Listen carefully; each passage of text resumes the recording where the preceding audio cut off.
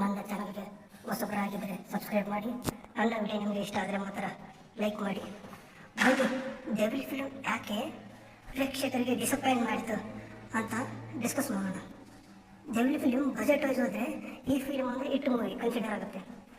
ಅದೇ ಪ್ರೇಕ್ಷಕರ ರಿವ್ಯೂ ಅಂತ ಹೋದರೆ ಇದು ಒಂದು ಪ್ರೇಕ್ಷಕರಿಗೆ ಡಿಸಪಾಯಿಂಟ್ ಮಾಡಿರುವ ಮೂವಿ ಆಗಿ ಕನ್ಸಿಡರ್ ಆಗುತ್ತೆ. ಈ ಸಿನಿಮಾದ ಬಜೆಟ್ ಬಂದ್ಬಿಟ್ಟು 20 ರಿಂದ 25 ಕೋಟಿ. ಈ ಸಿನಿಮಾ ಕಲೆಕ್ಷನ್ ಮಾಡಿರೋದು 40 ರಿಂದ 45 ಕೋಟಿ. ಈ ಸಿನಿಮಾದಲ್ಲಿ ನಟಿಸಿದವರು ದರ್ಶನ್ ಸರ್, ರಚನಾ ರೈ, ಮ್ಯಾಮ್ ಗಿರಣಾಗಿ ನಟಿಸಿದ್ದಾರೆ. ಈ ಫಿಲ್ಮ್ ಜಾನರ್ ಬಂದ್ಬಿಟ್ಟು political action thriller.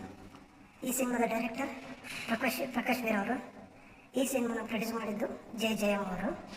Cinema release ಆಗಿರೋ ಡೇಟು ಡಿಸೆಂಬರ್ 11, 2025. ಈ ಡೆವಿಲ್ ಸಿನಿಮಾ ಪ್ರೇಕ್ಷಕರಿಗೆ ಡಿಸಪಾಯಿಂಟ್ ಮಾಡಲು ಕಾರಣಗಳು ಏನಂತ ಒಂದೊಂದಾಗಿ ನಾವು ಪಾಯಿಂಟರ್ಸ್ ನೋಡೋಣ ಬನ್ನಿ. ಪಾಯಿಂಟ್ ನಂಬರ್ 1, ಈ ಸಿನಿಮಾದ ಬ್ಯಾಕ್ಗ್ರೌಂಡ್ ಮ್ಯೂಸಿಕ್. ಈ ಸಿನಿಮಾದ ಬ್ಯಾಕ್ಗ್ರೌಂಡ್ ಮ್ಯೂಸಿಕ್ ಅಷ್ಟು ಇಂಪ್ಯಾಕ್ಟ್ ಆಗಿದ್ದಿಲ್ಲ. ಈ ಸಿನಿಮಾದ ಬ್ಯಾಕ್ಗ್ರೌಂಡ್ ಮ್ಯೂಸಿಕ್ ನೀಡಿದ್ದು ಬಿ ಅಜನೀಶ್ ಲೋಕನಾಥ್ ಅವರು. ಈ ಸಿನಿಮಾದ ಬ್ಯಾಕ್ಗ್ರೌಂಡ್ ಮ್ಯೂಸಿಕ್ ಅಷ್ಟು ಇಂಪ್ಯಾಕ್ಟ್ ಆಗಿ ಪ್ರೇಕ್ಷಕರಿಗೆ ಥಿಯೇಟರಲ್ಲಿ ಫಿಲ್ಮ್ ಮಾಡುವಾಗ ಅವರಿಗೆ ಒಂದು ಗುಡ್ ವೈಬ್ ಫೀಲ್ ಮಾಡೋ ಥರ, ಆ ಸೀನ್ಗೂ ಮ್ಯಾಚ್ ಆಗಿ ಬ್ಯಾಕ್ಗ್ರೌಂಡ್ ಮ್ಯೂಸಿಕ್ ಅವ್ರಿಗೊಂದು ಒಳ್ಳೆ ಫೀಲ್ ಬರೋ ಥರ ಅವ್ರ ಮನಸ್ಸಲ್ಲಿ ಒಂದು ವೈಬ್ ಕ್ರಿಯೇಟ್ ಆಗುತ್ತೆ. ಮತ್ತು ಆ ಥರ ಇಲ್ಲಿ ಬ್ಯಾಕ್ಗ್ರೌಂಡ್ ಮ್ಯೂಸಿಕ್ ವರ್ಕ್ ಆಗಿಲ್ಲ, ಪ್ರೇಕ್ಷಕರಿಗೆ ಇಂಪ್ಯಾಕ್ಟ್ ಮಾಡಿಲ್ಲ ಬ್ಯಾಕ್ಗ್ರೌಂಡ್ ಮ್ಯೂಸಿಕ್. ಈ ಸಿನಿಮಾದಲ್ಲಿ 4 ಸಾಂಗ್ ಇದೆ. ಸಾಂಗ್ ನಂಬರ್ 1 ಇದ್ದೇ ನೆಮ್ಮದಿ ಆಗಿರ್ಬೇಕು, ಇದು 1ನೇ ಸಾಂಗ್, ಒಂದೇ ಒಂದು ಸಲ. ಇದು 2ನೇ ಸಾಂಗ್, ಏನೋ ಒಂಥರ ಚಂದ ಅನುಭವ, ಇದು 3ನೇ ಸಾಂಗ್, ಅಲೋ ಹೋಗುವಾಗ 4ನೇ ಸಾಂಗ್. ಈ ಸಿನಿಮಾದ 4 ಸಾಂಗಲ್ಲಿ ಏನೋ ಒಂಥರ ಚಂದ ಅನುಭವ. ಈ ಸಾಂಗ್ ಚೆನ್ನಾಗಿದೆ, ಕೇಳ್ಬೋದು. ಇದ್ದೇ ನೆಮ್ಮದಿ ಆಗಿರ್ಬೇಕು, ಇದು ಒಂದು ಸಲ ಕೇಳ್ತಾಗಿದೆ, ಇದು ಪರವಾಗಿಲ್ಲ ಚೆನ್ನಾಗಿದೆ. ಒಂದೇ ಒಂದು ಸಲ, ಇದು ಕೂಡ ಒಂದು ಸಲ ಕೇಳ್ಬೋದು, ಪರವಾಗಿಲ್ಲ ಚೆನ್ನಾಗಿದೆ. ಅಲ್ಲೋ ಹೋಗ್ರ ಈ ಸಾಂಗ್ ಆ್ಯಾವ್ರೇಜ್ ಆಗಿದೆ. ಇವಷ್ಟರಲ್ಲಿ ಪದೇ ಕೇಳಬೇಕು ಅಂತ ಸಾಂಗ್ ಅಂದರೆ ಏನೋ ಒಂಥರ ಚಂದ ಅನುಭವ. ಇವು 4ರಲ್ಲಿ ಈ ಸಾಂಗ್ ಸ್ವಲ್ಪ ಚೆನ್ನಾಗಿ ಬಂದಿದೆ, ಪದೇ ಕೇಳಬೇಕು ಅನಿಸುತ್ತೆ. ಪಾಯಿಂಟ್ ನಂಬರ್ 2, ಸಿನಿಮಾದ VFX ಆ್ಯಂಡ್ ಕಲರ್ ಗ್ರೇಡಿಂಗ್. ಈ ಸಿನಿಮಾದಲ್ಲಿ VFX ಇನ್ನೂ ಬೆಟರ್ ಮಾಡಬಹುದಾಗಿತ್ತು. ಮತ್ತು ಈ ಸಿನಿಮಾದ ಕಲರ್ ಗ್ರೇಡಿಂಗ್ ಸ್ವಲ್ಪ ಇನ್ನೂ ಡಿಫ್ರೆಂಟಾಗಿ ಇನ್ನೂ ಚೆನ್ನಾಗಿ ತೋರಿಸ್ಬೇಕಾಗಿತ್ತು. ಈ ಸಿನಿಮಾದಲ್ಲಿ ದೊಡ್ಡ ಸ್ಟಾರ್ ನಟ ನಡೆಸಿದ್ದಾರೆ. ಅಂಥ ಸ್ಟಾರ್ ನಟ ನಡೆಸುವಾಗ ಸಿನಿಮಾದ ಕಲರ್ ಗ್ರೇಡಿಂಗ್ VFX ಮೇಲೆ ನಿರ್ದೇಶಕರು ಸ್ವಲ್ಪ ಫೋಕಸ್ ಮಾಡಬೇಕಾಗುತ್ತೆ. ಇದರಲ್ಲಿ VFX ಆ್ಯಂಡ್ ಕಲರ್ ಗ್ರೇಡಿಂಗ್ ಈ ಸಿನಿಮಾದಲ್ಲಿ ಅಷ್ಟು ಚೆನ್ನಾಗಿದ್ದಿಲ್ಲ, ಸ್ವಲ್ಪ ಪೂರಾಗಿತ್ತು. ಇನ್ನೂ ಬೆಟರ್ ಆಗಬೇಕಿತ್ತು VFX ಆ್ಯಂಡ್ ಕಲರ್ ಗ್ರೇಡಿಂಗ್.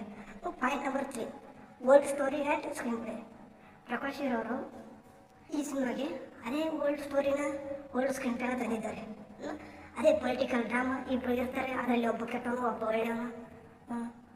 ಒಳ್ಳೆಯವನು ಯಾವ ಥರ ಯೂಸ್ ಮಾಡಿಕೊಂಡ್ರು, ಕೆಟ್ಟವನು ಯಾವ ಥರ ವಿರುದ್ಧ ಅದೇ ಸ್ಟೋರಿನ ಮತ್ತೆ ಈ ಜನ್ರೇಷನ್ಗೆ ಮತ್ತೆ ಸ್ಕ್ರೀನ್ ಪ್ಲೇ ಮಾಡಿ ತಂದಿದ್ದಾರೆ. ಅದೇ ಓಲ್ಡ್ ಸ್ಟೋರಿ, ಅದೇ ಸ್ಕ್ರೀನ್ ಪ್ಲೇ.